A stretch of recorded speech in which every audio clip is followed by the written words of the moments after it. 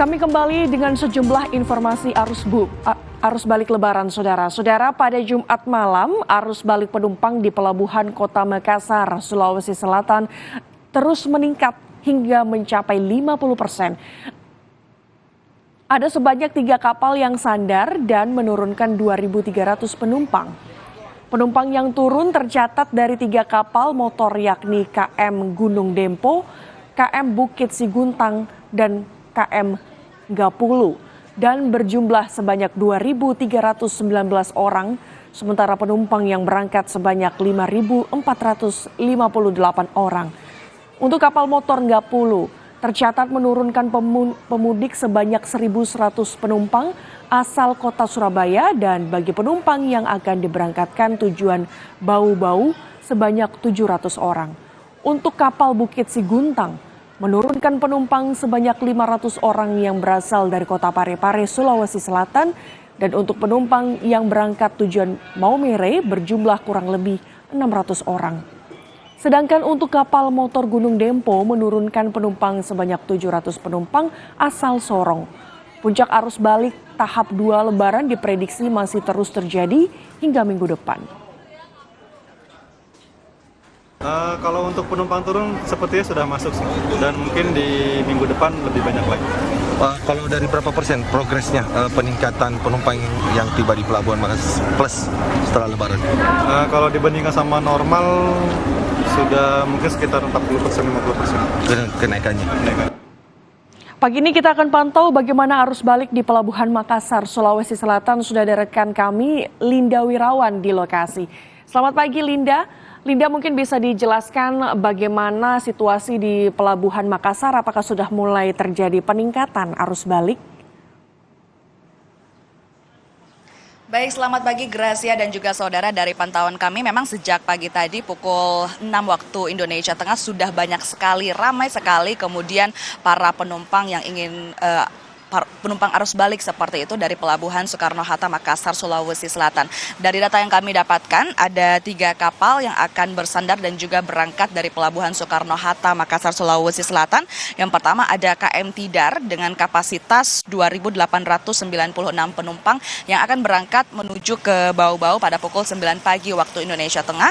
Yang kedua ada kapal motor Binaya dengan kapasitas penumpang 1.453 yang akan berangkat menuju ke Batu Licin pada pukul 8 pagi waktu Indonesia Tengah nanti, dan kapal motor Sini dengan kapasitas penumpang sebanyak 2.342 orang yang akan berangkat menuju ke Maumere pada pukul 14.00 waktu Indonesia Tengah siang tadi. Sedangkan saudara, untuk potensi armada kapal sendiri dari Pelabuhan Soekarno-Hatta Makassar ada sebanyak 25 kapal dengan total kapasitas penumpang sebanyak 27.760 penumpang. Untuk mobilitas penumpang lintas wilayah, saudara, kemudian terbagi menjadi klaster barat, klaster tengah, dan juga klaster timur. Untuk konsentrasi penumpang di klaster barat kemudian terjadi di wilayah Surabaya, Batam, Belawan, Kumai, Sampir, dan juga Tanjung Priuk. Sedangkan kemudian konsentrasi penumpang di klaster tengah terjadi di Balikpapan, Makassar, Bau-Bau, Tarakan, dan juga Nunukan. Sedangkan saudara, kemudian untuk di klaster timur ini berpusat di Ambon, Sorong, dan juga merata di Provinsi Papua. Sedangkan saudara, untuk mobilitas penumpang lintas wilayah tertinggi ini kemudian hanya terjadi pada titik tengah menuju ke tujuan barat dengan total sebanyak 11%. Gracia. Jadi sudah ada puluhan kapal yang nanti akan masuk ke Pelabuhan Makassar. Kira-kira apakah bisa dibilang nanti malam akan disebut sebagai puncak arus balik Lebaran atau bagaimana? Baik Gracia dan juga saudara, untuk arus balik Lebaran sendiri memang diperkirakan akan terjadi hingga minggu depan. Namun untuk puncak arus balik dari data yang kami dapatkan diperkirakan akan terjadi pada tanggal 3 Mei 2023, 10 hari jelang Lebaran. Kenapa kemudian seperti itu? Karena memang setiap tahunnya terjadi memang pada 10 hari jelang Lebaran, dan juga kalau dari data yang kami dapatkan pada tanggal 3 Mei 2023 ada sebanyak 5 kapal yang akan bersandar dan juga berangkat dari Pelabuhan Soekarno-Hatta. Ada KM Sini, KM Tilong Kabila, KM Dorolonda, KM Ciremai, dan juga KM Dharma Ferry 2 dengan total kelima dengan total kapasitas penumpang kelima kapal ini yaitu sebanyak 9.411 penumpang. Gracia. Oke, baik. Jadi Linda, kalau misalnya nanti akan ada antrean, kira-kira apakah ada antisipasi sehingga ini tidak terjadi kepadatan antrean penumpang di sana?